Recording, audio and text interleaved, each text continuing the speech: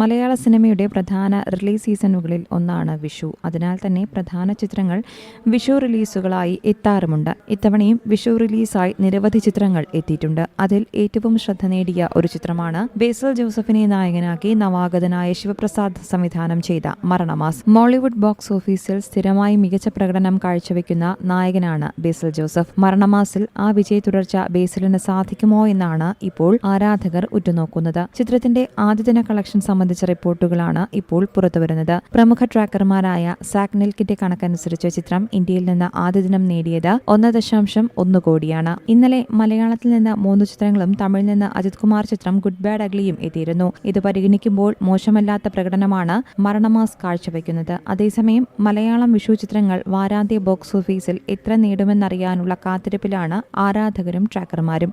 Tovino Thomas productions, Rafael film productions, world wide films എന്നീ ബാനറുകളിൽ ടൊവിനോ തോമസ്, റാഫേൽ പൊഴോലി പറമ്പിൽ, ടിങ്സ്റ്റൺ തോമസ്, തൻസീർ സലാം എന്നിവർ ചേർന്നാണ് ചിത്രത്തിന്റെ നിർമ്മാണം. നടൻ സിജു സണ്ണി കഥ രചിച്ച ചിത്രത്തിന്റെ തിരക്കഥയും സംഭാഷണവും രചിച്ചിരിക്കുന്നത് സിജു സണ്ണിയും സംവിധായകൻ ശിവപ്രസാദും ചേർന്നാണ്. ബേസിൽ ജോസഫിനൊപ്പം രാജേഷ് മാധവൻ, സിജു സണ്ണി, പുളിയനം പൗലോസ്, സുരേഷ് കൃഷ്ണ, ബാബു ആന്റണി, അനുഷ്മ അനിൽകുമാർ എന്നിവരാണ് ചിത്രത്തിലെ മറ്റു പ്രധാന കഥാപാത്രങ്ങളെ അവതരിപ്പിക്കുന്നത്. News desk Zee Malayalam news.